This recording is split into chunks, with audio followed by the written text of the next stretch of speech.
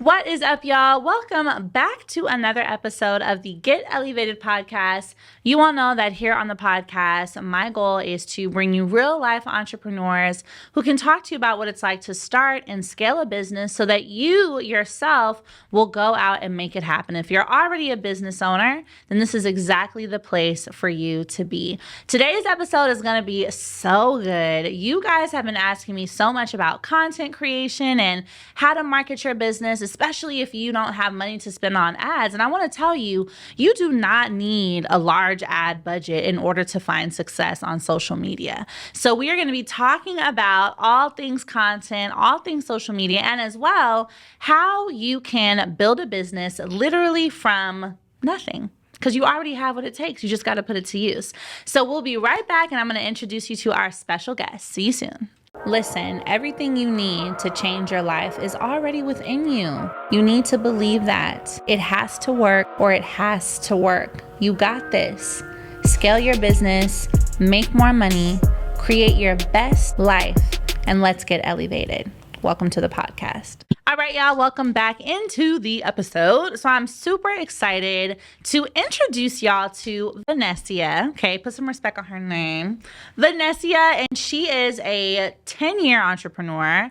She owns her own social media business, which is incredible, and just has had a really great journey into entrepreneurship. And I felt like this was a really important conversation to have so you guys can see how accessible it is. So, girl, please introduce yourself. Hello. First of all, let me do some home training. Thank you for having me. And to the beautiful studio that we are in, the studio audience. Yes. My name is Vannesia, and I own Moxie, Nashville. And then we're a social media agency that specializes in business management and in social media. So we get to do strategy, content design, content development, and creative direction. And so we get to work with brands and companies, primarily in the entertainment industry, but also in the influencer space and authors. And it's just been a wild time. So it's been good. Yeah. So I want to ask you straight up, like, in this world of marketing, consulting, social media, what's the common thread that you see from all the entrepreneurs who come to work with you? Like, what's their pain point or their fear? Let me give you a good and a not so good. Yeah. Right? So the great ones know their messaging.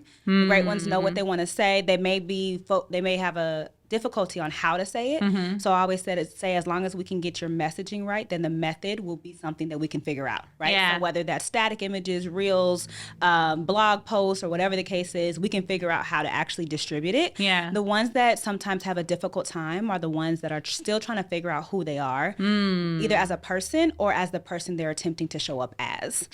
So the common thread, between both of them though, is that when they work with me, they don't quit. Yeah. So a lot of people, they stop too early. You know what I mean? And so listen up, y'all. and I want to give a shout out to you because when you scroll back, let me look at the camera with this, okay? We here, all right? When you scroll back, baby, Ellie don't delete nothing. All right? So you will scroll back. You can see the journey. Exactly. And so in the world where a lot of people are curating their feeds, which I love a good curated feed, right? But sometimes we miss that there's a process, even in content development, that we don't always get to take into our own story. And so just don't quit and understand what you're trying to say. I love that. Messaging is so key. So tell me about Moxie Nashville. I want to know, what is the history behind the name and how does it represent you? Well, sometimes people call me Miss Moxie, but you can call me Vannesia. That's fine. Okay. But my dad, shout out to my dad, and both my parents, like I said before, my father served in the United States Marine Corps, and he's also a preacher, and my mom was a probation officer growing up. Oh, wow. So, church and state. Yes, okay, very much. And so, but my dad would always give these really intense messages for us. So he used to always say, you have to have intestinal fortitude, you have to have moxie. And so when I was deciding a name, I wanted actually to remind myself in this entrepreneurship journey not to quit. And so Moxie means having a determination or force or nerve. And so every time I want to send an invoice, I want to be reminded of why I'm doing what I'm doing and have the audacity to hit that send button. Period. Have the audacity to hit send, y'all.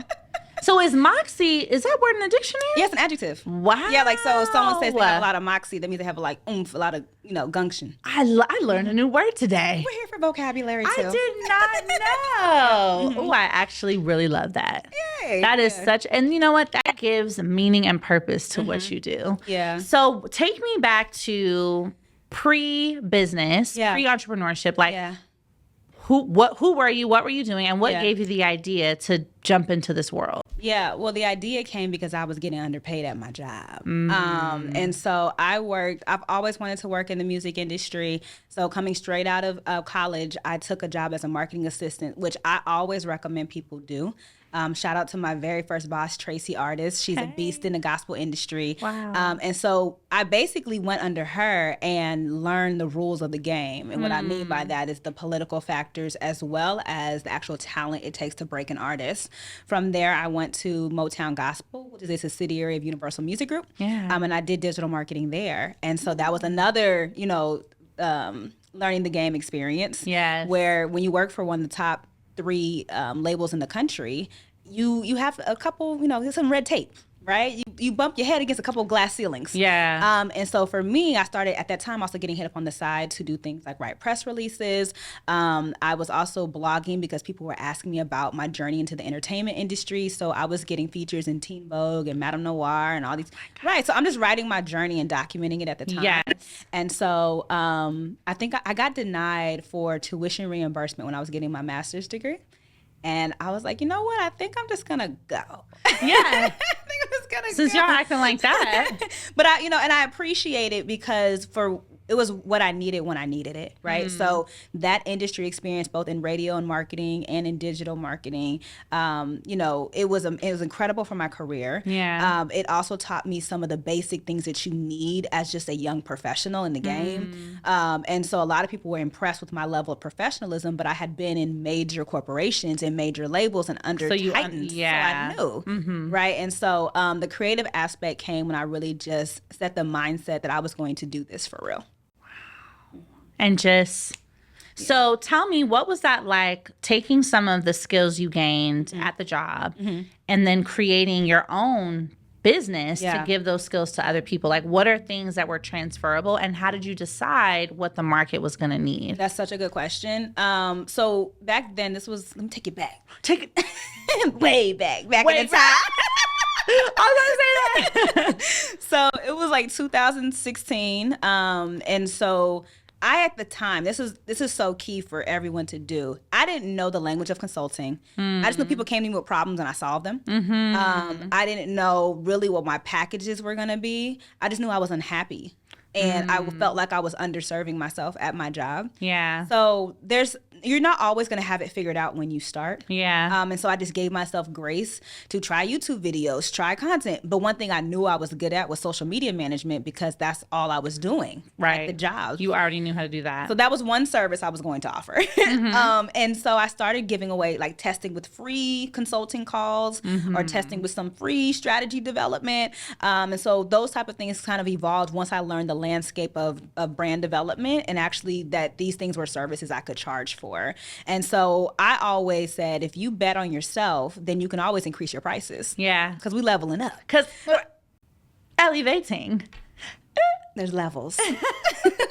And there's something so key in what you said, which is you determined what your service would be based on what you already knew people were going to need and that you gave it away for free at first. Yeah. And then also people were asking me. So I wasn't, and one thing, even being a new entrepreneur at that time, I wasn't afraid to try, right? So if someone asked me, first of all, I didn't know I was a good writer until I started getting placements.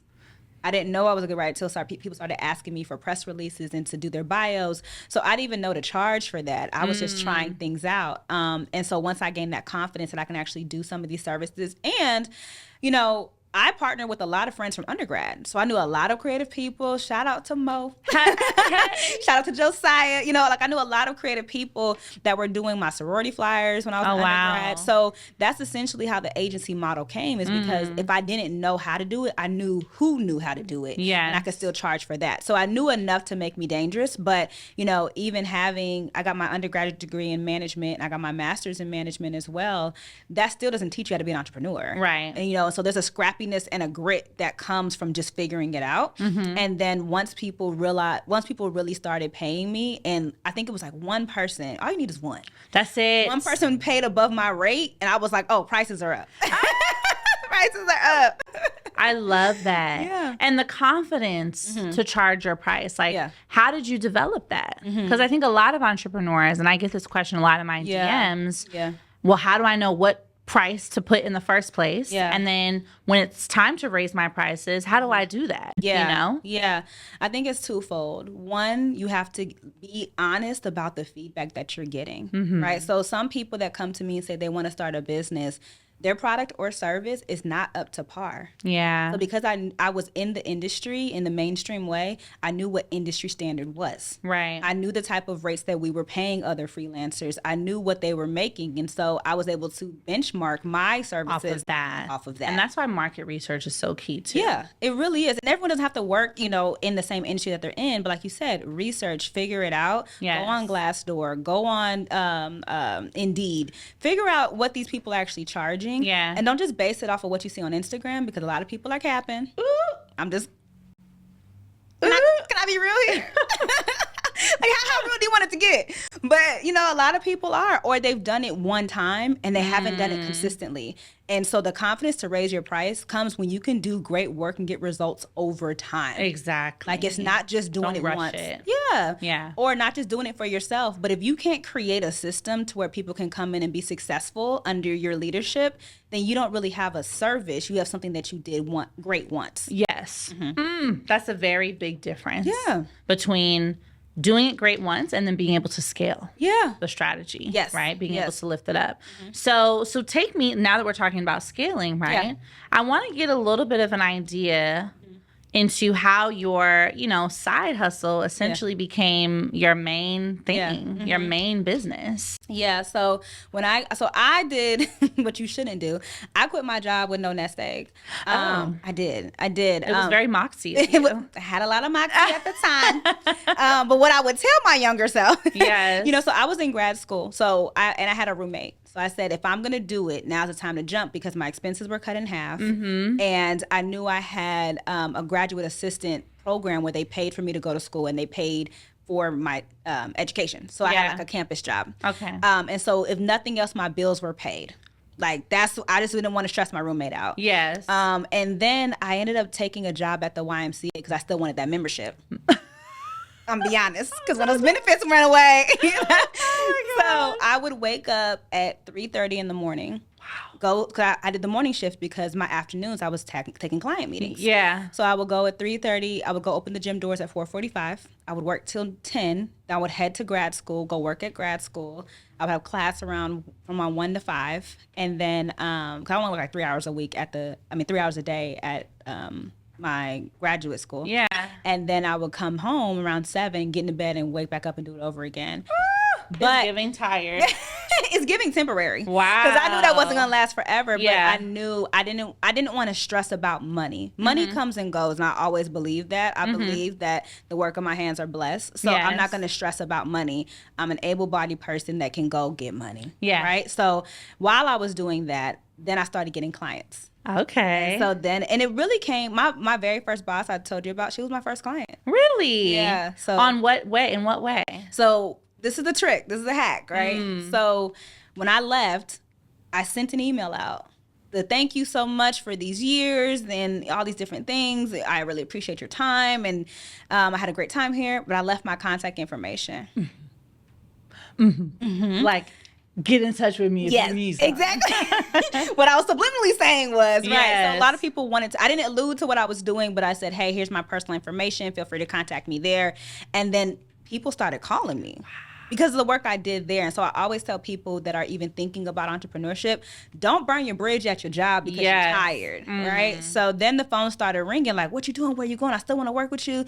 Because at the time it was personnel, it was label teams, artist teams, it was artists themselves. And so I was still very much so in the music industry when I left because of my rapport I had built. And that's so great. I always tell people, becoming a great entrepreneur, a lot of times, if you're already a job, is born from how well you do at your job. Say it again. It really is. Becoming that great entrepreneur comes from how well you perform at your job. Yeah. We love to shade 9 to 5s. And granted, relying on a 9 to 5 only may not be your goal in life, right? But if you cannot have work ethic at a job, you cannot have work ethic in a business. You work way more as an entrepreneur. Way more. And your mind doesn't really shut off all the time. Exactly. And so sometimes you're having, you have to find pockets to contain your creativity almost. So I have an app. I have an Evernote app that I literally just write down ideas, and it is full. When I get it, I'm just like, okay, this may not be right now. But at my job, I wasn't thinking about that. I know. Come 5 o'clock, I was done. You're like, Blaine, it's time to go home. Right, exactly. So I think that's so key as well. Like how you treat what's in your hand at the time is so critical to your next step. It's so, so critical. So I also want to know, you turn this side hustle into a main hustle. Tell me, as an entrepreneur who's watching this, and maybe they're in this social media space, or they have a service that they want to provide to people.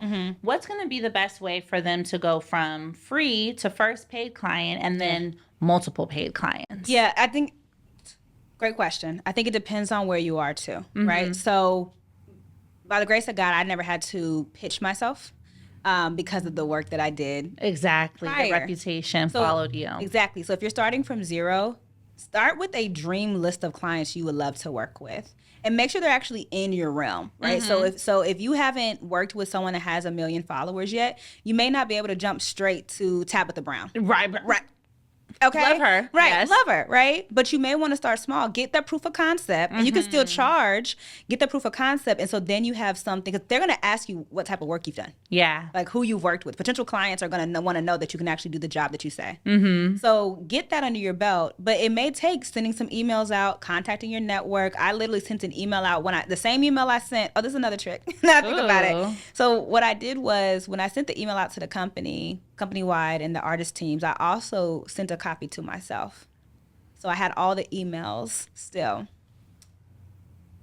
It's giving genius. I'm just saying. That's good. So save all your attaboy, attagirl emails and send them to yourself. So I already had testimonials. Yep. I already had quotes, right? And then I already had contacts. So then when Moxie was up and running, I sent that same email around. I said, hey, remember a couple months ago when I said I was leaving? This is what was birthed from that. If you know anyone who needs the following services, have them go to my website and let them know that you referred me. Right? So a lot of times we overlook our networks. We're in sororities and fraternities. We're in nonprofit organizations, civic communities, and people don't even know what it is that we do. Facts. So that's the first thing is tapping into your network if you have to tap into your network. Second is pitching to cold clients. Which Ellie talks about it. Have your deck. Go on Canva. Get a presentation template and do your thing. Okay. And then the last thing is also to promote yourself and not in a shameless way. So, at the time I wasn't doing a whole bunch of speaking, but YouTube was free. Absolutely free. So I was making YouTube videos. About your service. Exactly. And the thing for me, especially if you work in social media, the proof of concept is going to be your social media. Yes. Right? So it's easy for us to say we work in social media because they can look at our feed and see we know what we're doing. And this is the thing specifically for people that work in social media. Yeah. Make sure your stuff is right, because if I go to your feed and I see that your sizing is off, I know you don't know what you're doing. I'm just saying. Because why it look like that? Why it look like that, right? And I'm not saying it has to be perfect or pristine, because we can all experiment and all try. Yeah. But I remember in alignment. Yeah, I remember someone called me and they said, "Do you do your content?" And I said, "Yeah, that's my creative space." Yeah. I'm like, oh my God, it's so amazing. And so that's when I really learned, like, oh yeah, I got to keep that up, because people will search for you before they search for your business. Even if your business is a different name, different LLC, they're gonna type your name in. and something better pop up. Yep. Something has to pop up. It's like one of the key ways to build trust. Yes. You know, one of the key ways to build trust is for people to be able to look at your stuff and say, okay, if she's doing it for herself, she could probably do it for me too. Yes. And it doesn't have to be everything that is, you know, under the sun. Like, you don't have to post 10 reels a day or anything like that. But are your photos high resolution? Yeah. Are your captions formatted correctly? Are you using hashtags? And I had to challenge myself. Treat yourself as if you're your client, right? So do you have a content strategy? Do you have a social calendar? Are you scheduling your posts? So the same things you want someone to pay you for, do for yourself first as proof of concept, and then be able to even show your feed as an example of what's possible for them. Yeah, and then they'll begin to align. Yes. It's giving business. It's giving business. It's giving knowledge. It's giving gems. So here's what we're going to do, you guys. We are going to take a quick break, get your water refresh, get another piece of notebook paper, and we'll be right back. Hey, future millionaires. Thank you so much for tuning in to Get Ellievated, my live coaching and podcast show. I absolutely love sharing this value with you, and I want to make sure that you're tapped in to all the other resources I provide for you here on the channel, as well as in my academy, Ellievatedacademy.com. You guys know that I'm so passionate about helping you start and scale your businesses online, build business credit, get access to funding, and just overall creating multiple income streams. So I want to make sure that you are tapped into my Wealth Masterclass. You can get the link to that down below or by going to Ellievatedacademy.com and enroll ASAP. I'll see you guys in the masterclass. Bye. All right, y'all, welcome back into the episode. So let's pick right up because it's giving gems and value. So what I noticed about your journey is the job you had literally became the business you started too. Yeah. And that it's so funny because that's what I tell people all the time. Like, if your job will pay you for these skills, that means somebody else will too. I'm looking at you. I'm looking at you. We're looking at you. We're looking at you. Like, y'all have to realize it's a supply and demand market, and the job needs it. So there's someone else who has a smaller business or a smaller need perhaps, but who still need the service. And you're making mistakes on someone else's dime. Exactly. Like, when you're at a job, you're getting paid to make mistakes and paid to figure it out. And when you're an entrepreneur, it's all of your mistakes. It's all on you. Like, I've paid for mistakes. Yes. So, you might as well use this time. Exactly. And there's nothing wrong with doing that as long as there's, no legal clause. Yeah. We don't want you getting fired and sued. Right. But, there's nothing wrong with aligning your skill set with your 9 to 5. And then if you're going to pivot into entrepreneurship, then you still have the experience. Exactly. Like I mentioned before, that helped me a lot. Yeah. And it helped you get some clients too, which was key. Yes. So one thing I know is that you work with a pretty big lady right now who we love. We do. Tell me about this, girl. So recently, after 10 years in the game, I did 6 years of entrepreneurship. I went and got a job. Oh! Plot twist. Dun, dun, dun. So I am a social media manager for Shondaland, which is Shonda Rhimes production company. You can pivot. You can do whatever you want. Yeah. And you still have your business. And I still have my business. And they know about it. And I was very about transparent in the interview.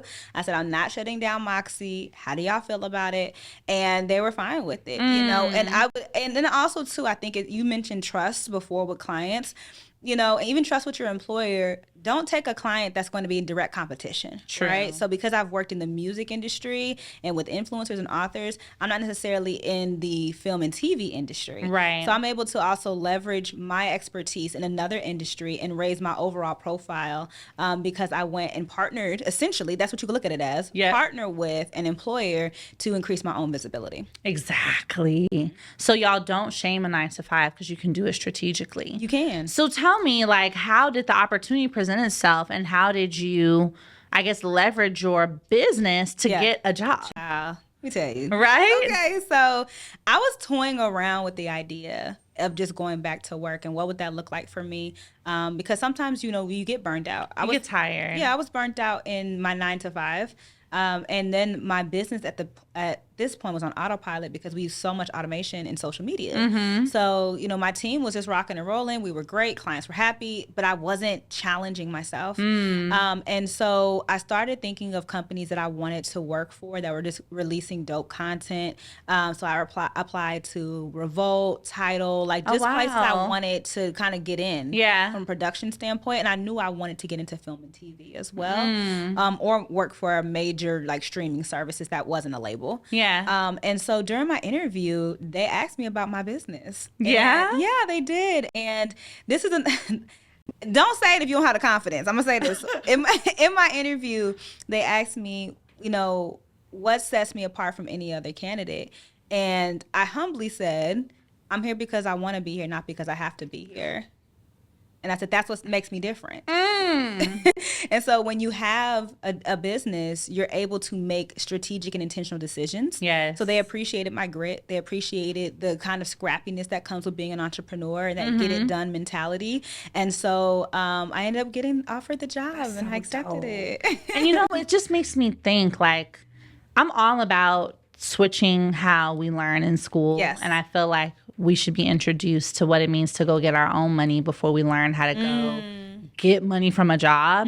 And what you just said shows how you become such a bigger asset when you have been out there getting it on your own.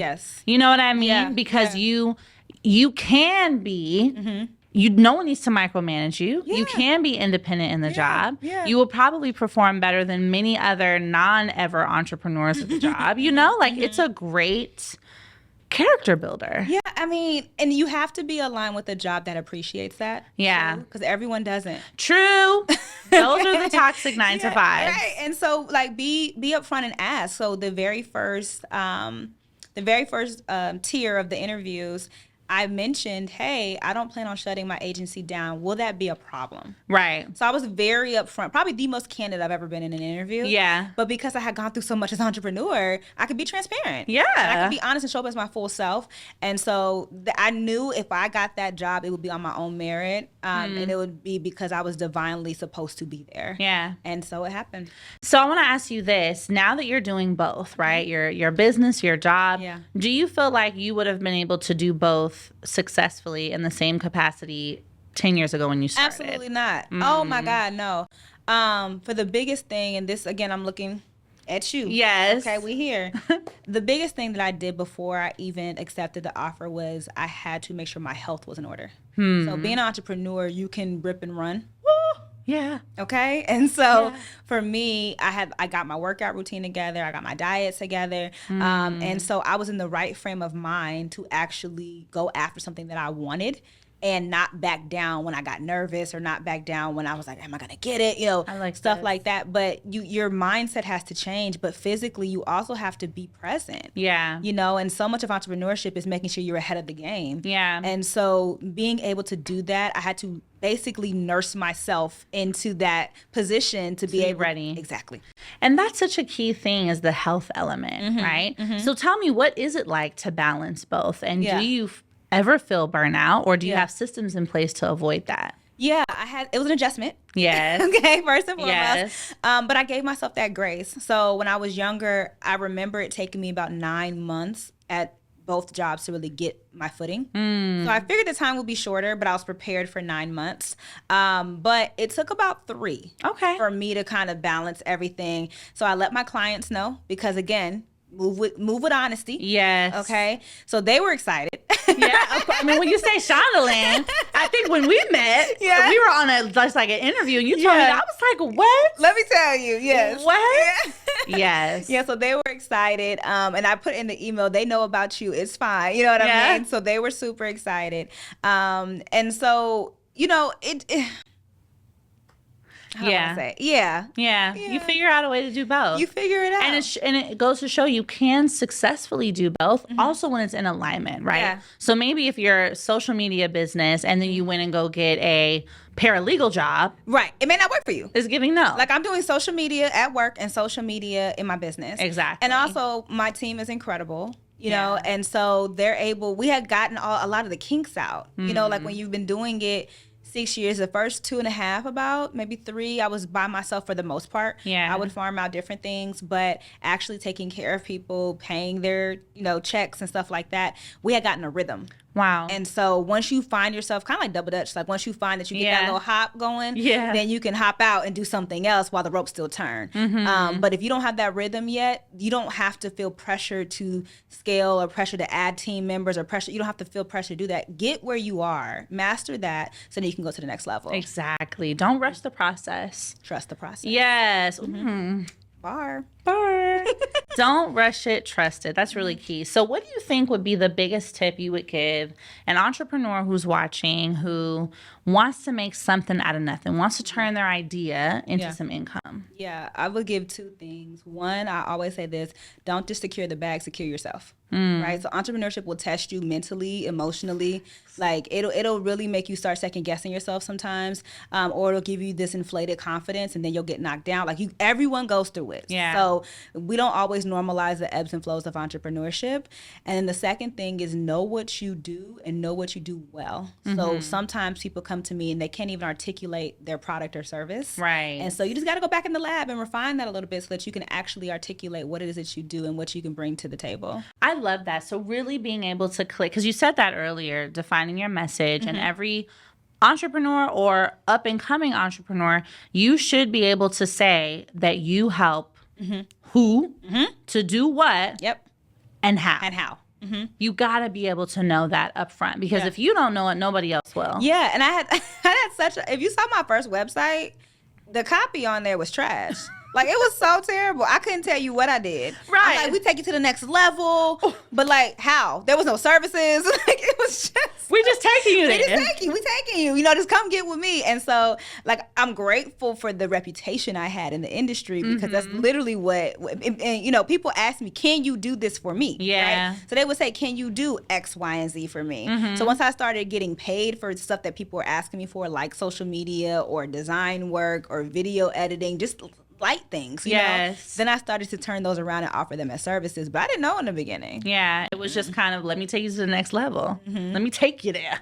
Yeah, I really love that. And one thing I want to say to that point too is, a lot of you guys who are trying to figure this out, one of the first places you can go to get initial testimonials for any service or product you want to sell is to go make a profile on Fiverr or Upwork and do the service for people that you don't know. And then that can be enough to give you the confidence probably to go out and then find your own customers. Love it. And another gem that people sleep on, LinkedIn. Ooh, that's a bad boy over there. Because you can hit a button and request a testimonial from someone. Oh. Yeah. So they have a recommendation section on LinkedIn. You go there, or you even go to someone else's page and you hit request recommendation, and it'll get notification. Use automation to your favorite. Like, exactly. So they can literally write a little blurb like, Vannesia was so great when she helped our project, And that's a professional network. People are there for vendors. They're there for personnel. So, make sure that you're in the space in order to get what you need to get. I love that.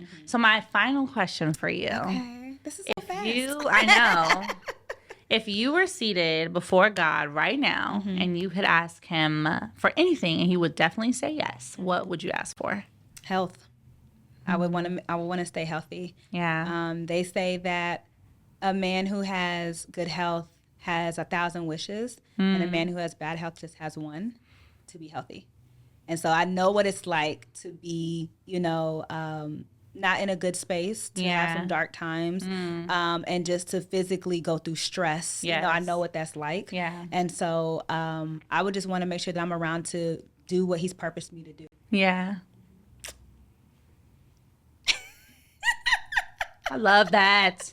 It makes you realize things are in order, because a lot of the time people think about money. Yeah. But you can have all the money, but if you cannot get up out that bed, what's it doing for you? Right. And if you're healthy, you can go get money. Exactly. Like, you can always go get money. Healthy mentally, And spiritually, everywhere. physically, and everywhere. Exactly. So, Vannesia, Yes. tell the people where they can find you. Well, you can find me at Vannesia Darby. That's 2 N's and 1 S. Yes. Hopefully there'll be a lower third somewhere. Yes. And then you can also follow Moxie Nashville, Moxie, the word Nashville, and we'll be able to talk to you there. Yes, y'all, another great episode. I want you guys to comment below any questions that you have as a follow-up. Comment part 2 if you want to see a part 2, and make sure that you get in touch with Vannesia for sure and use these tips that she dropped today, because this is real life advice from a person who's done it. And so if they can take that path, you can absolutely do it too. All right? We'll see y'all on the next one. Bye. So if you want to be on the next episode of Get Elevated, or if you want to be in touch with me and the team, then you can email podcast@getelevated.com, or find me on Instagram and email me at hello@ellietalksmoney.com. Either way, we cannot wait to have you on the show and have you apply to be a guest for a part of the live business coaching. I'll see you guys soon.